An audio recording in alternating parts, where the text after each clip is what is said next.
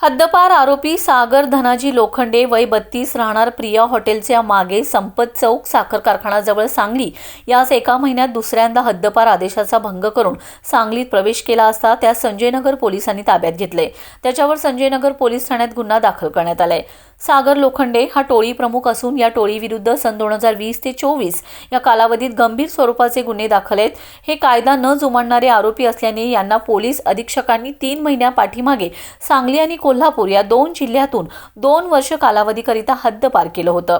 या आरोपींना सांगली जिल्ह्यात प्रवेश करण्यास मनाई आहे, तरी देखील सागर लोखंडे यांनी 15 दिवसात दुसऱ्यांदा हद्दपार आदेशाचा भंग करून सांगलीत प्रवेश केलाय। त्याला 29 डिसेंबर रोजी सायंकाळी 6:45 वाजता वसंतदादा सहकारी औद्योगिक वसाहतमध्ये जुबली बस स्टॉप येथून ताब्यात घेतले। त्याच्या विरोधात पोलीस शिपाई सुशांत लोंढे यांनी फिर्याद दाखल केली असून संजयनगर पोलीस ठाण्यात त्याच्यावर गुन्हा दाखल करण्यात आलाय।